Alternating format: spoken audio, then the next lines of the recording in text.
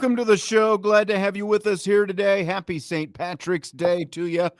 Hope you are warming up and celebrating responsibly, of course, on this St. Patrick's Day. If you're having a green beverage, or maybe you're just having some corned beef and cabbage. I don't know. I've never really been a big corned beef guy. I don't think you are either, are you, Jesse? Not a huge corned beef guy. I actually went into work today because they were providing corned beef and slaw sandwiches, and I was like, all right, I'll go in and get a free sandwich.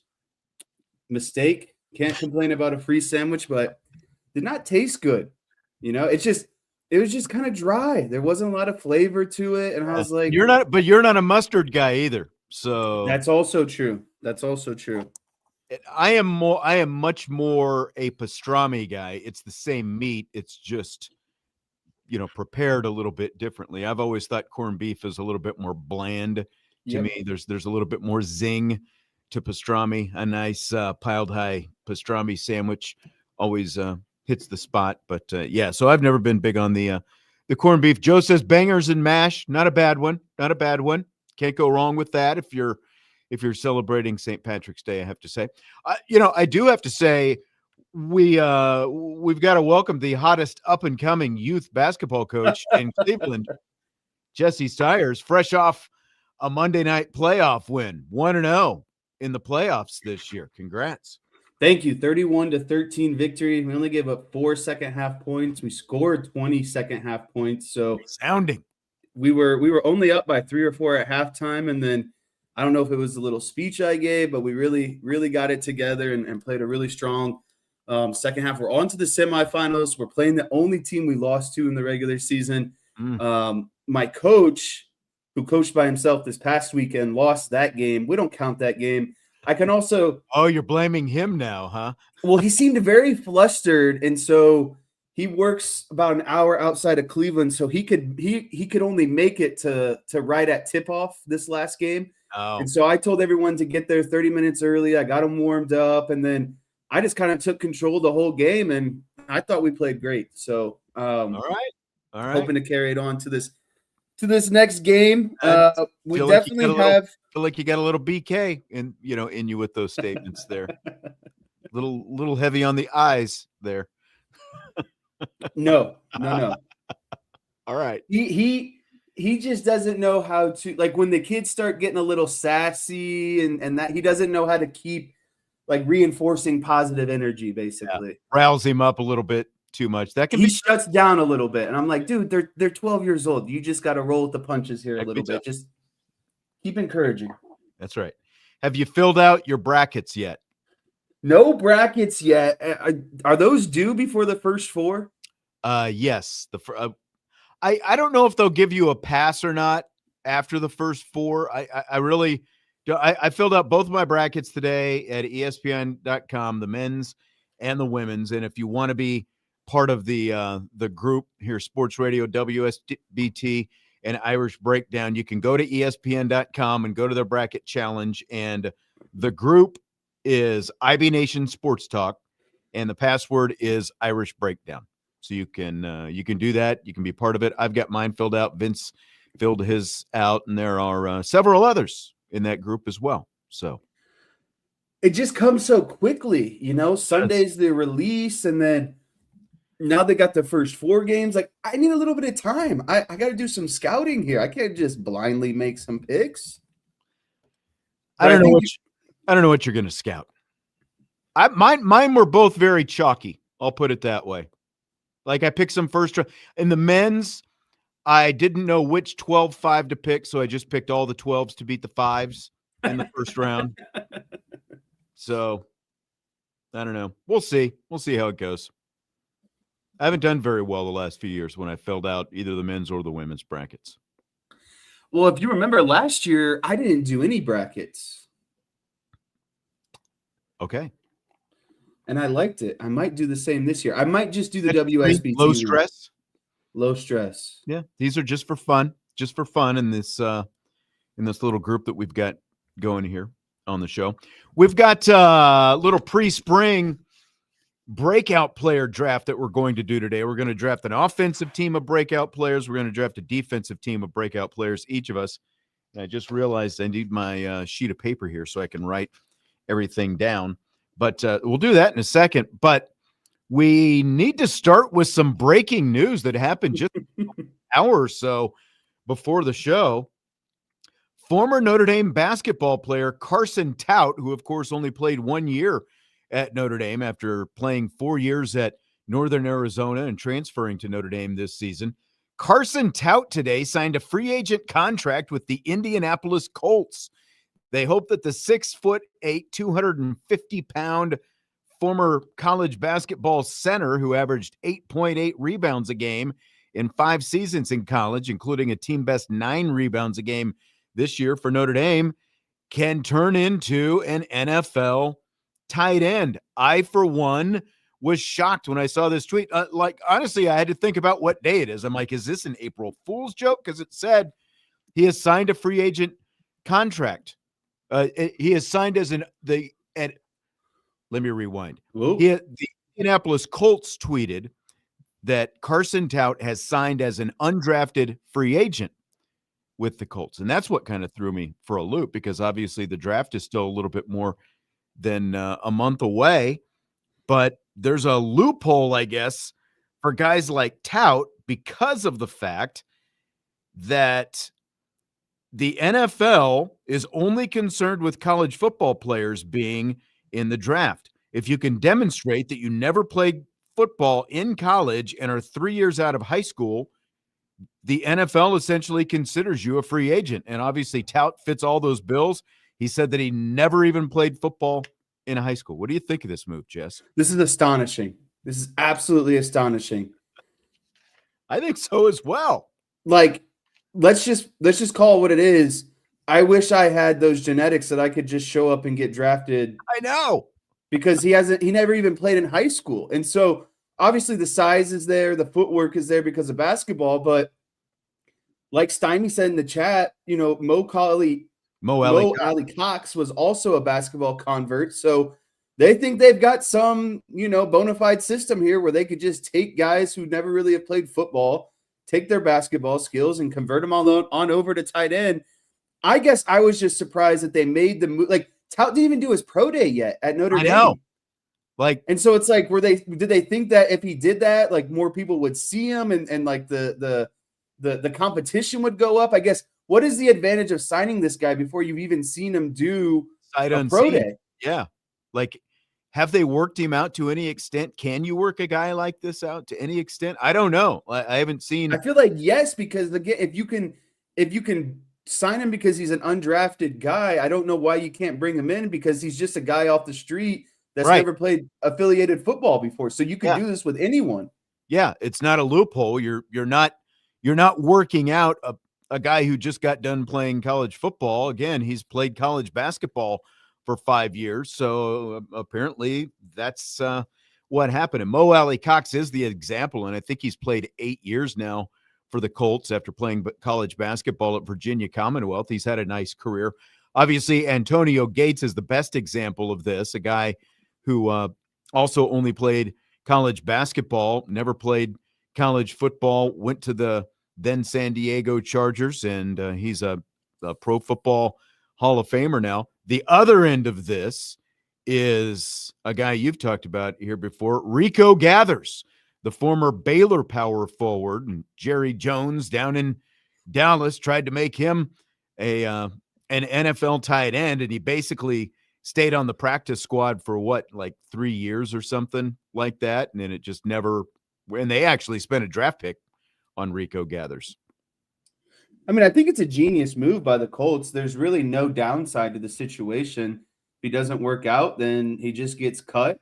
And then if he works out and ends up making the 53, it's like they look like geniuses at the end of the day. So, they just drafted Tyler Warren. Maybe they see a lot of similarities between Warren and Tout. I don't know, but again, this looks like a move to me where you can't really lose at the end of the day. So more power to him. No, probably give him a 100,000 or a couple 100,000 to hang around. And again, you take him into mini camp and you take him into to training camp if they think that he's got some potential. And worst case scenario, again, he's part of your practice squad, and he's a developmental guy going forward. So, I mean, he's obviously a good athlete, and he's got good hands to be able to rebound the way that he does, and he understands angles and those kind of things. So, how lucky is this guy, though? Like, this is I what know. people put so many hours and dream about, and this guy is just, I haven't played football since maybe middle school or backyard, but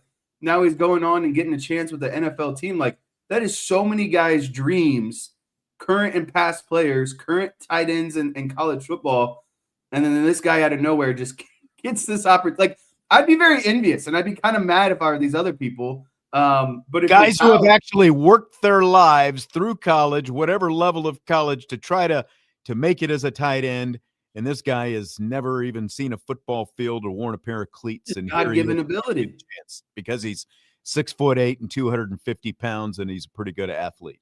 Yeah. Again, I would love to be blessed with those genetics. Right. And we were talking a little bit about Jasper Scaife, the Australian punter, yesterday, and of course Brandon Aubrey comes up as a guy who obviously never played football, and now he's doing well as a kicker, one of the best kickers in the NFL. But the biggest difference with Aubrey is, one, he played soccer, and a lot, like most of your kickers in a high school, or some guy who's been grabbed off the soccer team, and it's like, hey, can you kick this thing? How far can you kick the football? And, can you kick it through the uprights? And it turns into something and they move on. Like Brandon Aubrey, he was done playing soccer, and his wife said, hey, why don't you try to be a kicker? And he worked his way up using was it the XFL that he was in? I can't remember, or the UFL, one of those leagues. The UFL. Yeah, but he actually played it for a couple of years and became pretty good at it, and that's how he got a shot in the NFL.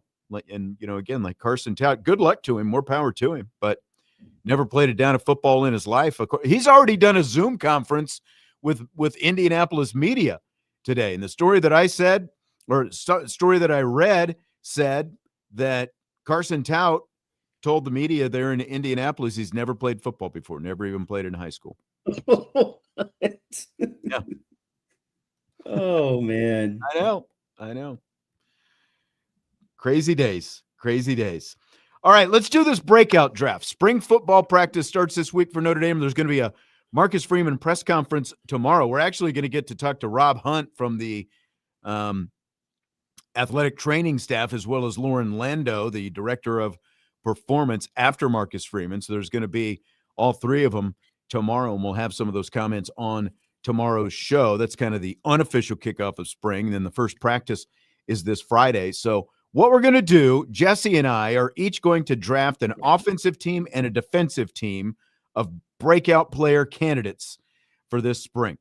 So I'm going to give you the first pick of either offense or defense. We're going to draft either the entire defensive team or the entire offensive team first, depending on which side of the ball you want the first pick for, and then I'll get the first pick for the other side of the ball, and we'll draft that team all the way through. Does that make sense?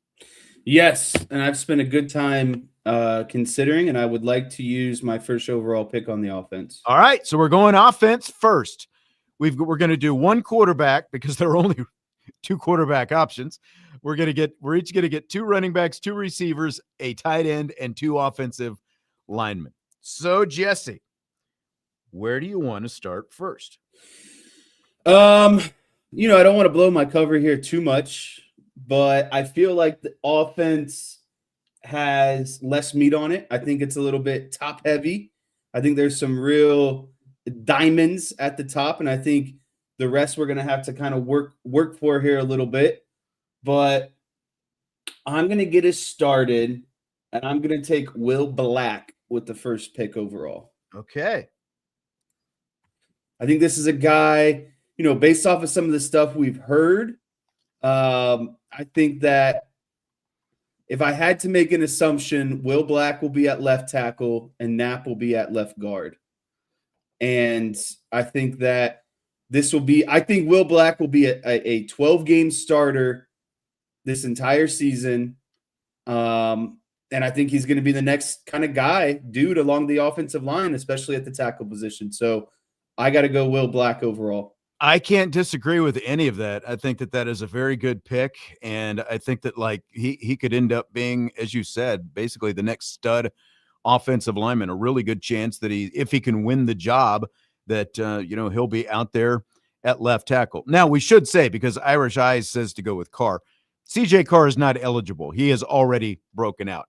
These are guys who essentially have not broken out yet. So like all the starting linebacking core, Adon Schuler, Tay Johnson, Leonard Moore, Jordan Faison, Jaden Greathouse, and basically most of the starters who already on the offensive line are not eligible for this. These are only guys who have a chance to make their first breakout this spring.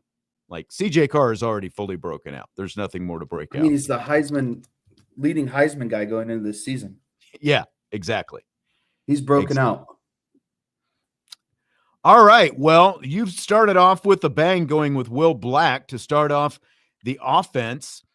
I think, and we're going to talk more about Aeneas Williams in rapid fire in a little bit. I think I'm going to go with Javian Osborne in the running back room, because if Aeneas Williams is going to be limited this spring, Javian Osborne, I think, is licking his lips, and we've heard good things about his work this spring. So I'm going to go with Javian to potentially be a breakout there. More opportunities coming for him, as well as the other guys as well. Jonas Walton, Nolan James Jr., and Keedron Young. But I'm going to go with Javian Osborne as my running back breakout. Let me ask you this question. If I went with a running back, would you have gone Will Black with your pick? Probably, yes. Okay. That's what I was afraid of. I was either going to go running back or Will Black first. So it sounds like we would have been on the same thought process. You can't get all of them. So, yeah. All right. So Javian Osborne and Will Black are off the board. Where do you want to go next on the offense, Jess, on our spring breakout player draft today? So next I'm going to shift my focus to the tight end room, and I'm going to go with James Flanagan. Honestly, he was probably next on my list. This is a very good, like, this is a whole room full of tight ends who are all just waiting to break out at this point. Someone's going to pop in this room this season, naturally. But I think the biggest thing that we've heard, kind of so far is Flanagan. Well, I can't just say Flanagan because they both have the last name. There's two guys with the same last name. Same last name, different spelling. Yeah. Yeah. James Flanagan, really known for kind of being strong in the blocking game, but he's really been working on his hands and catching ability this offseason. So, I mean, we know that Notre Dame is an offense that's never just going to solely run with one tight end. And so even if Cooper Flanagan is the day one starter, James Flanagan is still going to have some sort of impact, especially when they go 12 personnel, double tight end sets. So I think we're going to see a big season out of James Flanagan. So that would be my second overall pick. That's a good one. I'm going to go to the wide receiver room, and I'm going to grab one of the Ohio State transfers, and his name is Quincy Porter. This is a guy who was supposed to be the guy after Jeremiah Smith is done at Ohio State, but here he is at Notre Dame after 1 year in Buckeye Land, where obviously I'll be heading this weekend with Notre Dame women's basketball, but a different sport. But I think Quincy Porter, between the two, appears to maybe have the best opportunity early on, and there's a lot of talent there, so I'm going with Porter as one of my two wide receivers. I'm also going to stick within the wide receiver room. This is actually really hard because I think there's a lot of talent already, and then they brought in the transfer talent as well. But, you took one 5-star transfer. I'll take the other 5-star transfer and take Mylan Graham. I was perfectly happy with splitting these two with you, so I just have to make sure to grab them before you grab the other one. I figured that's how this was going to work. Like, each of us would get one of them. So I think it's good. Odds are at least one is going to really flash and maybe two of them ultimately do. I'm going to also stay in the wide receiver room, and I'm going to go with Elijah Burris. Dang. That was my next move. I was honestly, when you said that you were going receiver, I was like, oh, is he going to take Burris? Yeah, but if I went Burris, you would have went Graham, and if I went Graham, you would have went Burris. So there's really no winning that. That's true.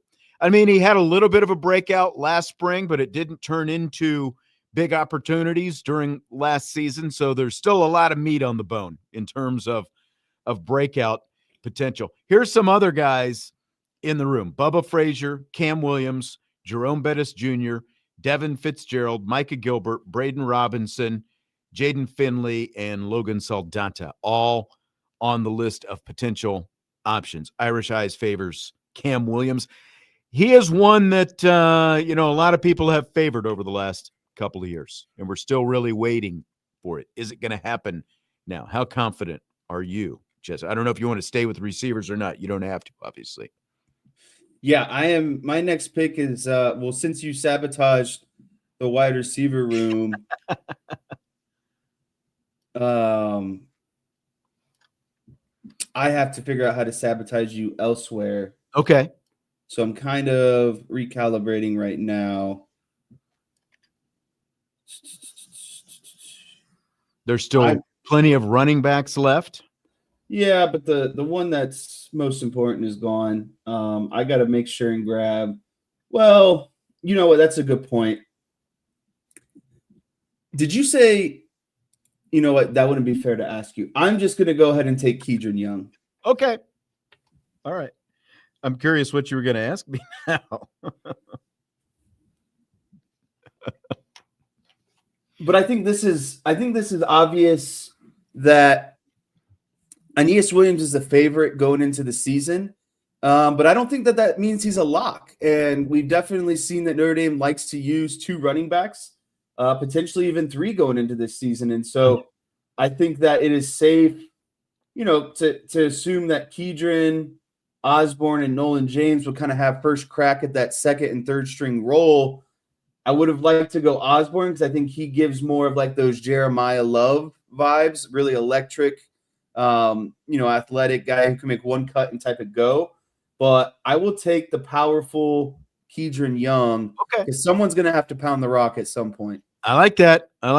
Got to see some consistency from him, and curious what he looks like coming back from that injury. And, the running back room is a little bit thin if there's not going to be a lot of Aeneas Williams. But again, there's going to be a lot of opportunities for all these guys to show themselves if Aeneas is going to be limited, like Marcus Freeman said in that interview that he had with Greg McElroy this week. So I'm just going to go ahead and finish off the running back room for me, and I'm going to take Nolan James as my second running back. I think this is a guy I'm really curious to see what he does with this spring, again, because there are more opportunities. He was, there was some potential for him. We saw some flashes from him last spring, and another year, a year in the weight room and a little bit bigger and stronger going into this year with no Love, no Price. There's opportunity for him. So I'm again, like with no Aeneas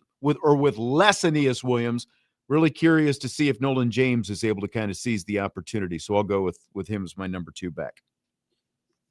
That's a very good pick. I mean, I'm not going to give this as my pick, but there's only one running back left. So I'll just use that with my last pick of this draft. Yeah, I'm going to say you can save it. Yeah.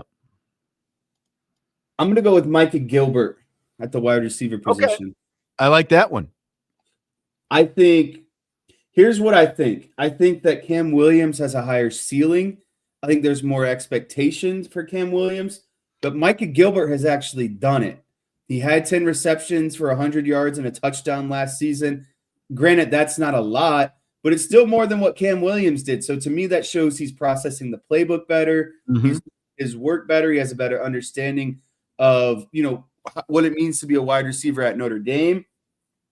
And I think that he's just got, again, I don't think he has maybe quite the potential that Cam Williams does, but sometimes potential doesn't win all the time. And I That's think right. Mike Gilbert is just currently ahead, and I wouldn't be surprised if he has another really good offseason. So give me Micah Gilbert. No, I think that's a really good one of the guys who have been around a little bit who haven't played a lot. I think that he probably has the best opportunity of them going into the Because he 2020. saw some playing time last year, even when he Exactly. wasn't catching the ball. Exactly. He was actually out there on the field, so you started to see a little bit of that. There was just, only so much he could do when you had a guy like Fields around and some of those Who did other he catch that touchdown against? Was that Navy might have been. over the top?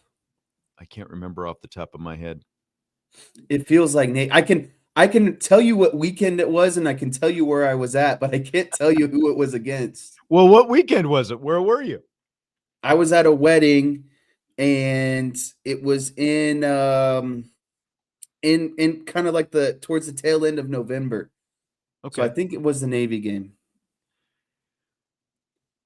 He when he had his only touchdown last year? It's against Navy. It was against Miami. Was it really? The CJ Carr dipsy do scramble. That was to him. Yes, Well, I was considerably wrong. that's okay.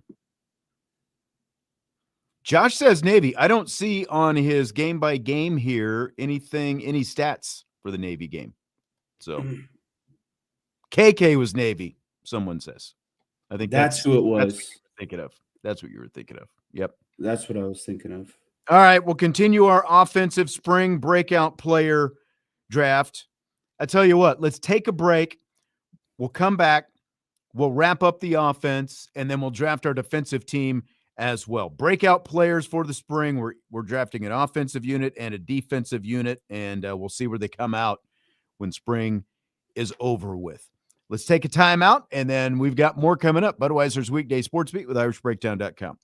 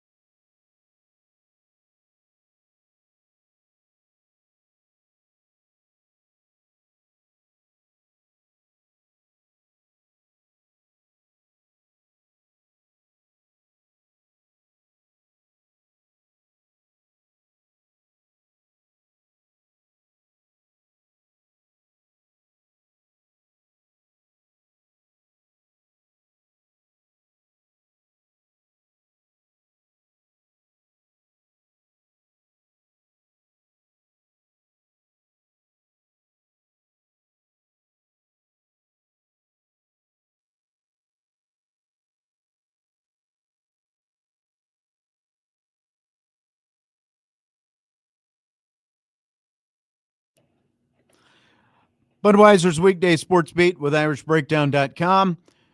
Happy St. Patrick's Day. I'm Sean Stiers. Jesse Stiers is here. We've got a short show tonight.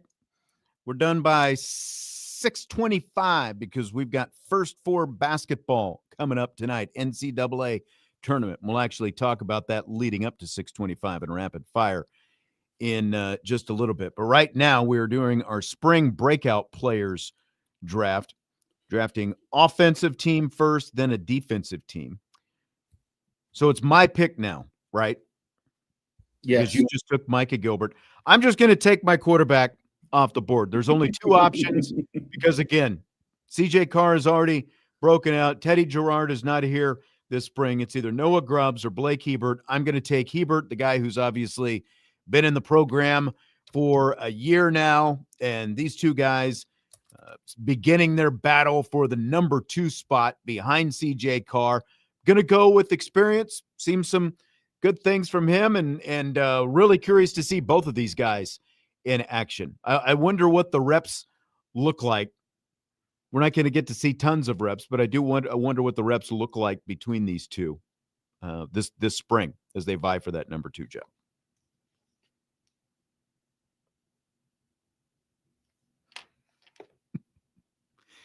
Are you frozen up? Are you live? It's not about these offensive. Should be. Say that again. I said you taking that quarterback has really backed me into a corner here in terms of my quarterback and running back, as there's not much left on the board. But I feel like I really backed you into a corner by taking Will Black, because the rest of these offensive linemen must not impress you very much. And so I hope that I take the offensive lineman that you wanted to take with this next pick. Okay, go ahead. The guy I wanted, I'm not seeing on the list, so I'm gonna go with Matty Augustine as my offensive lineman. Who is there? Somebody who's the one you wanted who is not on the list? There's a chance maybe I forgot to write his name down. Sullivan Absher.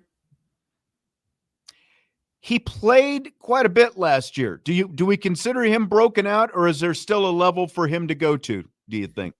I can respect that because he did get a lot of playing time due to injury. I don't think he's going to be a starter this season. I think there's a bit more talent in front of him. I think a lot of this might come down to what does and doesn't happen with Jagusah. Because the rest of these guys, not to be, they're all kind of the same at this point. You know what? I'm going to keep Matty Augustine. I like that pick. That's a good pick because that's where I would have gone coming up next. So there's not a whole lot of places to go here. So I'm going to go with Joe Otting as my first offensive lineman. So you took both Will Black and Matty Augustine. That's where I would have gone. I mean, I don't think that he's necessarily going to push for a starting job, but he's a guy who saw some action last year, and there's still some upside for him. There's just a ton of young, unproven guys in this room, and really Will Black and Matty Augustine, I think, are the two who are at the top of the list. And then, like you said, there's just like a whole lot of uncertainty left behind him. Completely agree. Joke's on you. I wanted Noah Grubbs, so you can pencil in Noah Grubbs for me. All right. Well, good for you then. You got your guy. I got my guy. I'm going to go with Styles Prescott as my second lineman, and I think that this is a guy who stands to have some opportunity, and I think that some of that has to do with the fact that you potentially don't have Charles Jagusah. And again, we'll find out more about that tomorrow. We're kind of assuming that we're not going to see much of him this spring. So I've got Otting and Prescott. You've got Augustine and Black. That is correct. And I believe the last pick of the offensive draft, I will take Jonas Walson. All right. So you've got Walton, the running back, and I'm going to take my tight end here since you went with James Flanagan. I'm going to go with Cooper Flanagan. So not to be confused. That's right. So again, different spellings of the last name. I definitely have you beat on the line. You definitely have me smoked in the running back room. I think wide receivers could be a split, but since you got Burris, I think you have upside. Tight ends, I think I have a little bit more ceiling upside. And then quarterback, you probably have a little bit of upside. These really shaked out to be even. They really were. I think that I think the biggest contrast are the offensive line room and the running back rooms. I think you're right. A lot there. Okay. Now we go over to the defense, and I've got the first pick of the defense. And the problem with the defense is there are so many guys back that the talent is more abundant on this one. The offense is so top heavy. That's why I needed to go first pick with the offense. Yes. I'm going to start, I think, at cornerback, and I'm going to go with Jaden Sanders, the transfer from Michigan. We included him on this list. He's played some. And again, Brew doesn't count because he's a proven veteran. Like the only transfer I think that we included on this list was Sanders because he was, for the defensive side of the ball because of the fact that, he played, but he didn't necessarily play at a star level. But again, opportunity is there. So I'm going to go with Jaden Sanders as my first pick for the defense. I like that pick for you. I'm going to grab Madden Faremo with my first pick. Oh, you love some Faremo. We're only drafting one linebacker as well. Had to get him. That's a hot commodity right there. Had to get him. I think with KVA kind of getting back into things, I don't think he'll be 100% by the time the season starts. I think that's going to give a lot of opportunity to Madden Faremo.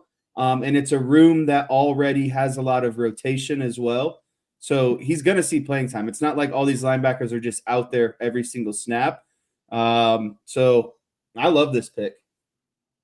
I like it as well. That's a really good one because, again, you've got 4 proven guys out there, and who knows exactly what the reps are even going to look like for the rest of the linebackers this spring. So I like that. I'm going to just go ahead and grab another corner and take Dallas Golden off the board. So I've got Dallas. You were going to double up if I went linebacker. Yep, I think I've got to. That's fine. I will potential nickel guy, see what happens there. That hurts. I'm gonna go Armel Mukum at defensive tackle. I love that pick, by the way. I considered him for number 1, but I really like that. So you get Mukum, and we're each getting 2 defensive tackles. So that's a really good one for you. Can Christian Gray be considered a breakout? Purely as a nickel? No, because I think he's proven himself as someone who can play in the secondary. Okay. It's just a matter of where he's gonna play. Okay. All right. I just wanted to clarify in case anyone, in case we wanted to put that on there. Defensive tackle is a little tough, and I'm kind of regretting saying that we're taking 2 because the numbers get thin very quick. Because again, we're not including Francis Brew because of the fact that he is a proven guy coming in with, a lot of experience and everything. Same with the other transfer, right? From Tony Gray as well. Yeah, they both played a lot, and they were both, to whatever extent, pretty good commodities. So I'm going to grab Rodney Dunham at defensive end, one of the young bucks. I'm going to go with him and see. Keeley does count to me because Keeley, he played at Alabama, obviously, but has not played. Not a ton of production. Right. Not a ton of production. Hasn't played to the degree of either Brew or Gray, like the defensive tackles, for example. So never was a full-time starter. Yeah. Honestly, you could say, and Please, no one, come at me in the comment section. You can make the case that he's underachieved for how highly recruited he was coming out of high school. Yeah.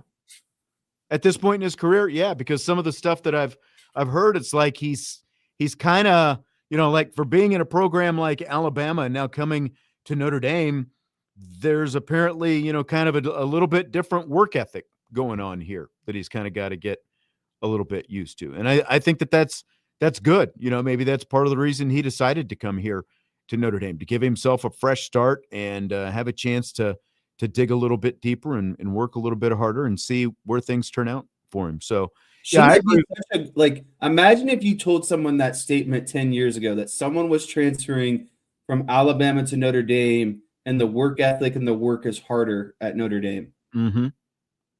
Nick Saban would have someone by the neck if he ever heard that. Yeah, that's right. It's a different world now. All right, who's your next pick on the defense?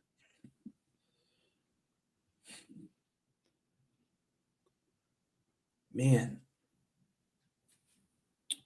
Look, let me just double check something. I have two. I'm deciding between two people, and I just need to see something real quick. So give me 10 seconds here. This is an important pick because I can. Do you want to tell me what positions you're deciding between? No. Trying to keep this good radio while Jesse is doing his research on the air. So I'm going to go. You might be below the bar there. So I'm going with Sean Sevillano. Okay. Doubling up, going big guys, big dogs. I was considering him as well. Yeah, you doubled up on corner. I wanted to take away what I thought were the two best defensive tackles. Yeah. I was deciding between him and Dixon, so I wouldn't be surprised if you go with Dixon.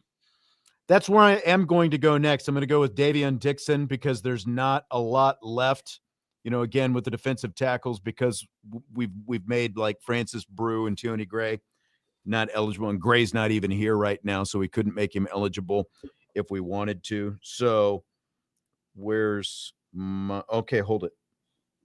I think I accidentally – so you have Mookum, right? Yes. All right. I accidentally wrote that on mine. Oh, that's convenient. I know. Wishful thinking. I guess. Yeah, so I'm going to go with Davion Dixon as my first defensive tackle. Okay, so that brings the boomerang back to me. Since we're only taking one safety and there's really only three out there, give me Joey O'Brien. Okay. I think you're cleaning up. I think you're cleaning up on defense, honestly. You call me a defensive guy? Although you don't have a cornerback yet, and I've got two pretty good picks there at corner. Hey, it doesn't matter when my defensive tackles are in the quarterback's face. Yeah. I'll just grab one of the two remaining safeties who are eligible for this because, again, Schuler and Johnson not eligible. They have both broken out. They are both veritable stars in the defense right now. I'll go with another young guy, Brandon Logan, since you took O'Brien. I like that pick. You need two defensive ends and two corners. That's what you've got left. Yeah, I thought you were going to put me in a stranglehold. I'm going to go with Logan Thomas here and get on the board with the defensive end. Okay. I think that, I think the defensive end position is going to be challenging because there's just going to be a lot of bodies between Keeley, Bryce Young, Logan Thomas, Rodney Durham. There's going to be a lot of guys to go around. I think at least one or two are going to have, a studly season. I think Bryce Young is probably the guy that you can ink in for definitely one of those stud seasons. But I think there's going to be a sleeper guy or two behind him. And I'm going to go with Logan Thomas as potentially being one of those guys. And I forgot to ask you, Antoine is saying in the chat, Bryce Young, and I did have this on the note. Does Bryce Young still qualify as a breakout? Did he lead the team in sacks last year? He did not. Boubacar did. Boubacar. Oh. Boubacar was first, and Burnham was second, I believe. It's hard. I like that you left him out because I think it would have been like if you didn't, I think one of us would have easily just said Bryce Young, I'm going to grab my linebacker. I'm going to go with Kahanu Kia, a little bit older guy who obviously left for a while, did his church mission, came back. He's had a little bit of an injury, and I feel like him being a veteran, if some of these like next wave of guys get opportunities after the top 4 guys, I feel like Kia's going to have an opportunity. His little brother is obviously now here as well, but I'm going to go with Kahanu, a little bit older as my linebacker. I like that pick. I would have went with him if I had I not gotten Madden for Ramo. So good pick there. I'm surprised you didn't go DN. I'm gonna have to sweep up Keon Keeley here. Ooh, good one. I'd forgot that he was still out there because we were talking about him earlier. Man, you lulled me to sleep.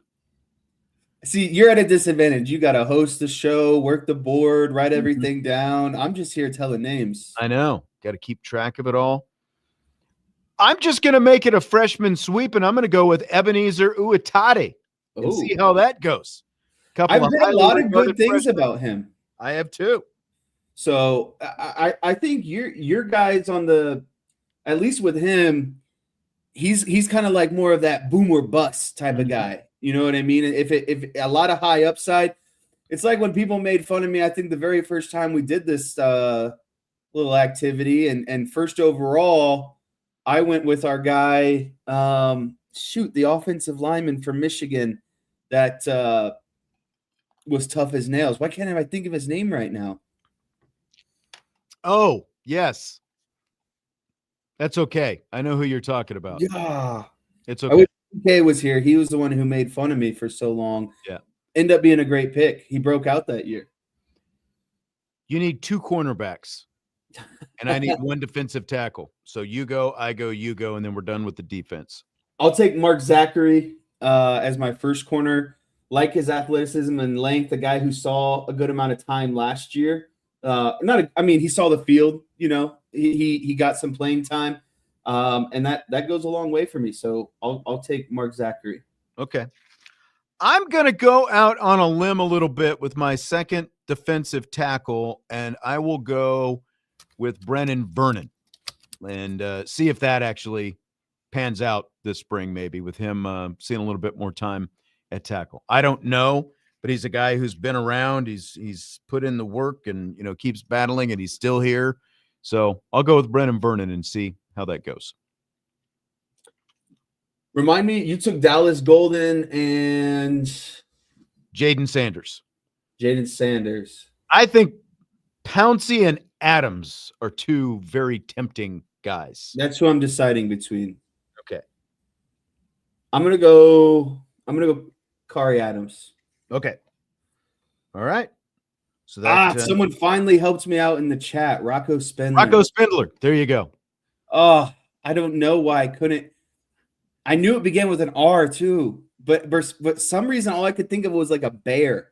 But that reminds me of how he plays is just a bear. Yeah, he is a little bit of a grizzly bear. So, all right, that concludes our spring breakout draft. We drafted an offensive team. We drafted a defensive team. We've each got offense and defense. We'll keep the list, and we will revisit at the end of the spring and see who came out on top as they head toward fall training camp. So, can I make a recommendation? Sure. I think what you should do for housekeeping is post it on the board somewhere. Okay. You want people to vote on this, don't you? I don't want people to vote. I just want it to be officially. You want it out there. Okay. All right. Official. All right. We can do that. We'll put it up on the Champions Lounge and see what people think. And of course, you can always visit irishbreakdown.com and the premium boards if you want to be a part of the Champions Lounge. You get some of that good spring intel, fall intel, summer intel, recruiting intel, whatever it happens to be. My original or my kind of first thoughts, I think you have the edge offensively. I have the edge defensively, which is crazy because I had the first pick offensively. I know. And you had the first pick defensively. Maybe we just had to work a little bit harder, and our teams ended up coming out a little bit better. I think you're right. Okay, we'll take a break. Rapid fire, quick rapid fire is on the way. And that will conclude our show tonight. We'll be done before 6:30 p.m. Eastern time with Jesse Steyer, Sean Steyer's Budweiser's Weekday Sports Beat with IrishBreakdown.com.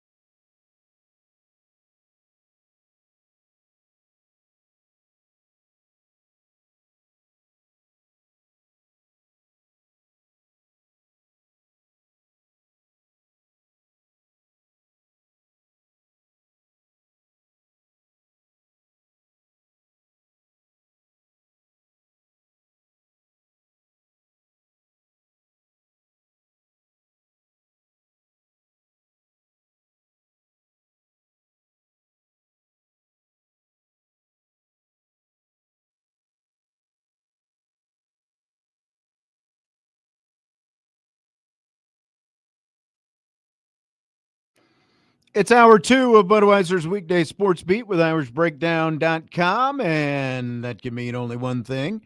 Rapid fire time. We've got a slew of topics that we're going to get you as we wind down the show a little bit shorter tonight, as we've got First Four basketball coming up here on Sports Radio WSBT. I'm John Stiers, joined by Jesse Stiers, dropping his microphone.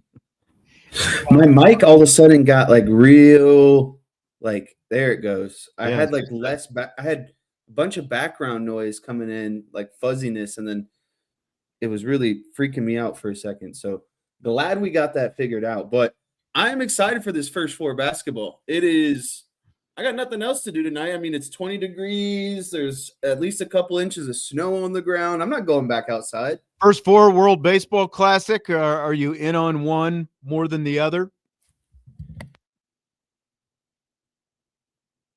Since it is the finals, I would have to say, sorry, a sneeze had to pass through there. Since it is the finals, I would have to say the World Baseball Classic, but I'm really upset with Team USA right now. Why's that? They benched PCA for the championship. Not a fan of this move. Yeah, Mark DeRosa does not seem to be a fan of Pete Crow Armstrong. Cubs fan. He's got one of the best batting averages on the team. The guy, and his speed on the bases, defensively. Yep. I mean, Buxton's a good player, but I don't know. I wouldn't take him over PCA. And then also, this is kind of a Vince take, I feel like. But I'd be remiss. They walked into the stadium wearing Team USA hockey jerseys. A little corny for me. Yeah, that's a little bit much. A little corny for me. A little bit much.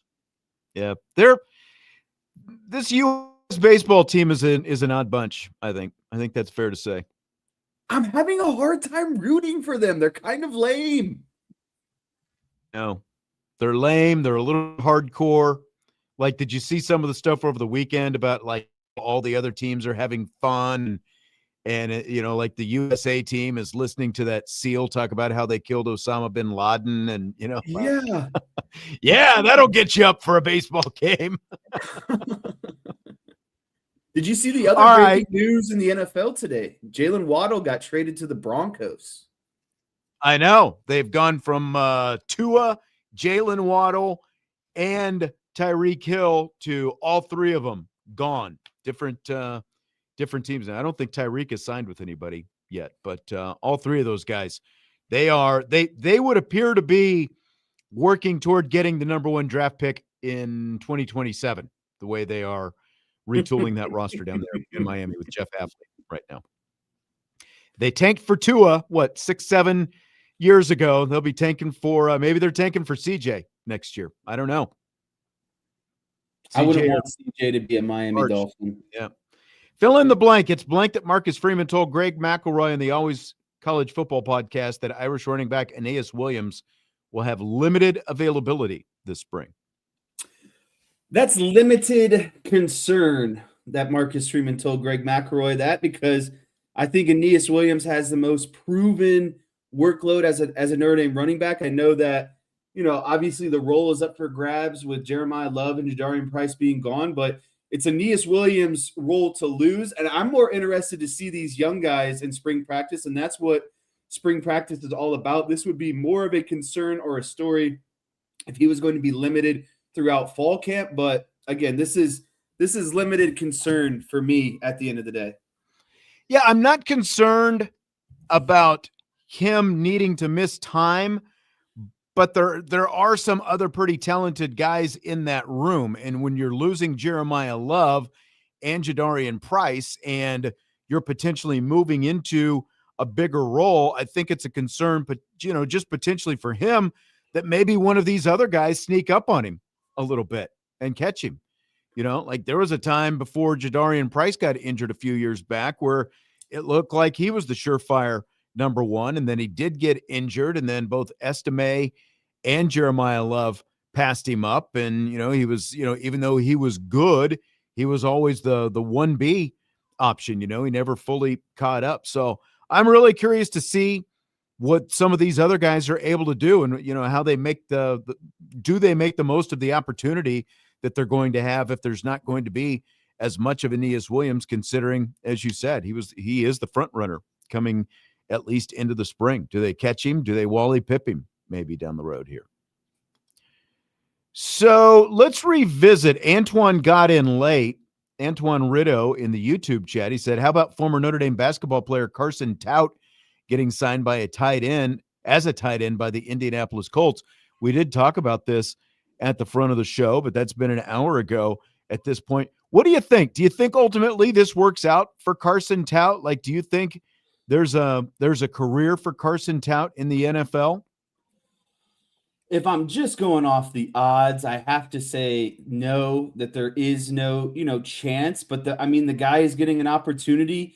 Obviously, the Colts are doing this way ahead schedule. So, like, I guess to me, like, there's just my buzzers are going off a little bit because I'm like, this move could have been done at any point, but the fact that they're doing this before the draft, they're kind of getting ahead of things. There has to be something that he's showing. Mm-hmm. That leads me to believe that he's got a better than a fighter's chance at making this at least the practice squad. And so I like his chances just because of when this came about, to be honest with you, and a guy that didn't even have to go through a pro day by the time it was all said and done. Yeah, like they're obviously making him some kind of priority for again, a guy he signed with the Colts today. The Colts made the announcement that they've signed him, and apparently the reason they are able to sign Carson Tout now with the NFL draft, still 5 weeks away, they can do it because he has not played football in college. He has played a different sport, and he is also more than 3 years out of high school. So that gives the Colts, or any other team for that matter, the opportunity to sign a guy like Carson Tout, and he doesn't have to go through the draft process because he has not been considered a football player, but they have to have seen something. They've made him some kind of priority. So I think the odds are still pretty long. Like we talked about, is he going to be Rico Gathers, who played basketball for Baylor and basically was a practice squad player for the Cowboys for 3 years, never made any kind of dent? Or is he going to be a Mo Alley Cox, like a middle of the road, pretty good tight end who the Colts have already developed, a guy who played basketball at VCU and never played football in college? Or I don't think that I'd put him at the high end of, being a guy like Antonio Gates with the Chargers. But if I'm going scale of 1 to 10, I'll at least give him 5.5, a little bit better than 50-50 chance. That's where I'm at, just a little bit better than 50%. Yeah, I think that's where I'd be on his chances to have a pro career. Antoine's also asking in the YouTube chat if Anthony Knapp is officially moved to left guard. He says Ryan Roberts, old friend of ours from Irish Breakdown, doing his own thing now on his YouTube channel, said he was. And this is stuff that Brian Driscoll has talked about in the Irish Breakdown Champions Lounge before as well, and we've kind of referred to it. I mean, is it official? Well, it's not official until they roll out there on the first day of practice and you see him playing left guard, and or at the press conference tomorrow. And there is a Marcus Freeman press conference tomorrow at noon, and we'll have a lot of his comments on tomorrow's show. Vince and I will. Maybe it comes up, maybe it doesn't. Like, if Marcus Freeman addresses it and says, yeah, we're going to give him a look, then it's official. I mean, we can't say it's official until either Marcus Freeman is on the record saying it's official or we see him out there. But it's at least looking like that's probably going to happen for this, and like Will Black will get looks at left tackle because, as they've always said, the objective is to get the best 5 guys on the field. And best 5 and the best rotation of that 5. That's right. And I think that moving Knapp from left guard or from left tackle to left guard and looking at Will Black, a guy with a ton of talent and size and, like all the tools that you want from a left tackle, and at least seeing what that looks like, I think that makes a lot of sense in the spring. That's when you do something like that. You see if it works.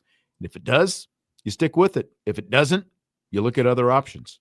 So I think at least for the spring, that's probably what we're going to see. But we can't call it official until either Marcus Freeman marks it as official or we see it with our own eyes out there. Fill in the blanks. If last spring was blank for Notre Dame, this spring is blank. You're going to like this one. Okay. If last spring was quarterback drama for Notre Dame, this spring is offensive line drama for Notre Dame. I think last spring, all we wanted to talk about is who's going to be the quarterback, who's going to be the quarterback. I think this spring, a lot of what people are going to hyperfixate on is where's what we were just talking about. Where's Anthony Knapp going to be? How's the rest of the line shake out? Is Jagasol in that picture? Is Will Black in that picture? Where is Knapp at? I think that is going to be the main talking point, drama point for this spring leading into the fall is the offensive line drama. So I had a couple of different answers. I like that answer that you gave, though, and mine kind of ties in a little bit. Mine is if last spring was QB1, this spring is QB2. Like that's the difference in the battle. Last year it was like three guys. Who's it going to be? And obviously Steve Angeli left after the spring, which seems like it's been more than a year since that happened to be. And then Minshew left after the regular season. Yeah, that's right. So, and then my other thing is last spring was to a large extent about recovery load and, no high workloads after playing all those games in the college football playoff. But this spring is much more about ramping up overall as a team. That's a really good point because they played 16 games the season prior, and this one they played 12 exactly and didn't play the bowl game, and so that's four less games, way longer of a break, no longer really as concerned about the recovery. I think that this spring is about, like you said, ramping it back up and getting people really fired up and back onto things because obviously last season you were riding that wave of being in the national championship. You didn't need really anything else to kind of get you fired up. If you still could be fired up, like I would be exhausted after playing those many games late into the season. Yep, exactly. They had to manage a lot of workloads and those kind of things. You don't have to worry about any of that this year because again, they didn't play all those games, didn't take all those hits on their bodies. And they haven't played a game since Thanksgiving weekend. That was it. So a lot different this year compared to last year in just terms of how they can manage the spring and again, like ramp up those workloads and those kind of things getting ready for the summer. Fill in the blank. It's blank that Notre Dame is one of 12 schools in the nation whose women's basketball team averaged higher attendance than the men's basketball team this season. It's not shocking. And it's the unfortunate reality of Notre Dame men's basketball right now. When you had Mike Bray here, even during the rough seasons, I would say that the crowd turnout was pretty equal. Obviously, the women's team is a lot more successful, way more consistency over the last 2 to 3 decades.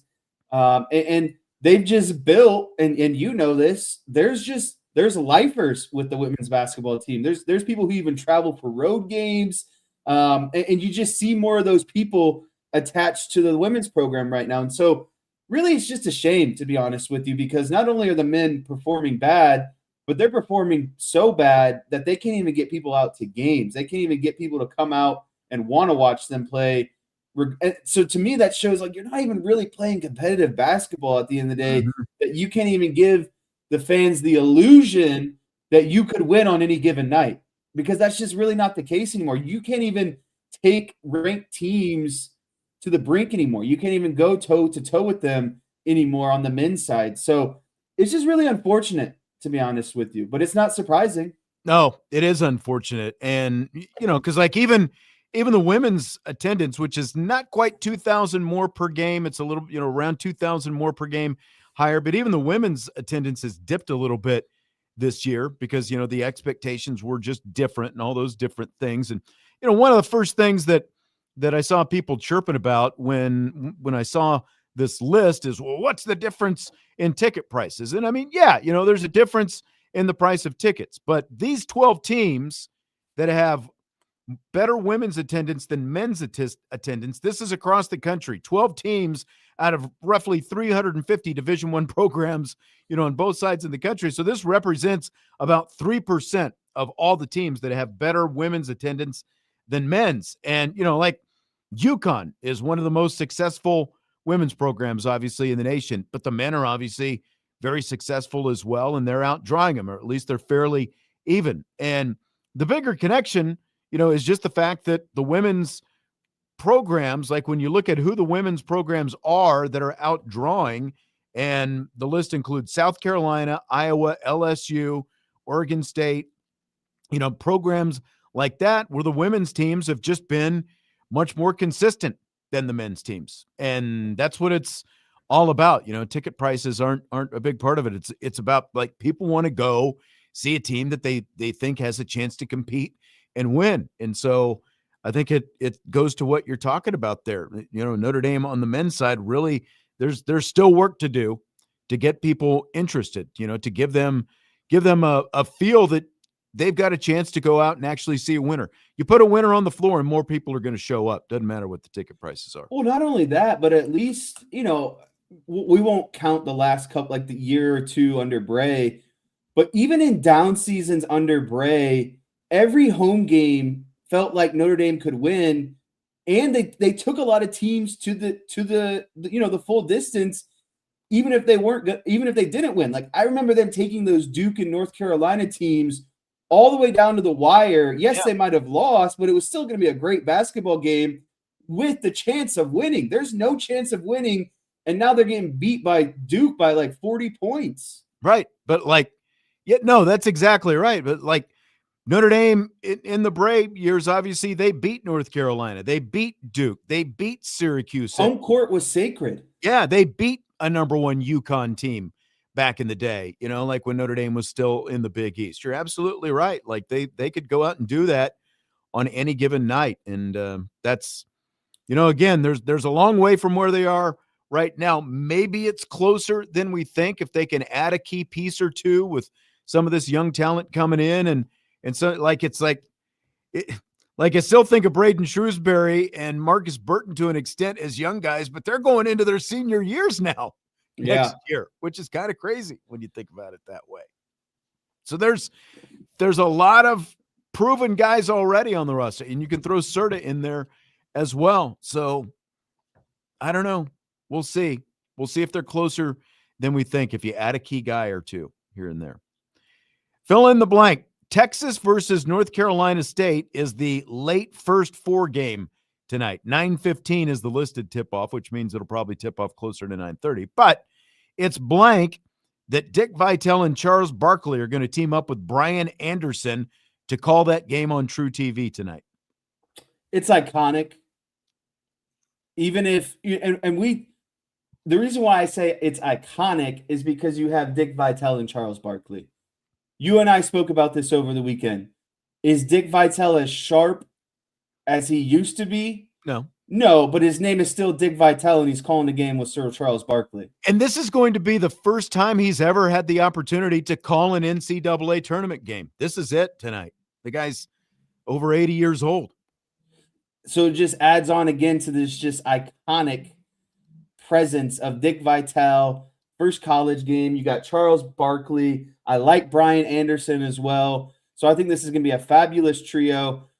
This is honestly my favorite part about March Madness. Yes, there's games and upsets, but all the different broadcast groups that we get deployed throughout the country, it's all hands on deck when it comes to March Madness. It is. It reminds me of the Anchorman scene where they blow the horn and all the different news groups start showing up. No commercials, no mercy. That's what it's like when these announcers that you're just not accustomed to seeing. Charles Barkley doesn't call any games until it becomes March Madness, you know? So it's just like he doesn't even call games in general, but as soon as March Madness rolls around and they blow the horn, here he comes out of the back alley with Dick Vitale and Brian Anderson. Yeah, I mean, like when you think of college basketball, like you and I basically both, like Dick Vitale is 86 years old now. To an extent, we both grew up watching Dick Vitale. Like he was a major college basketball personality when I was in college. And again, like you growing up, he's remained a major college basketball personality. Charles Barkley, a little bit different, obviously known more for the NBA, but because of the fact that you've got this crossover with TBS and ESPN with the Inside the NBA show, that's kind of how this whole thing came about. So you've got Barkley, still working to an extent for TBS, but also on ESPN now. And Vitale,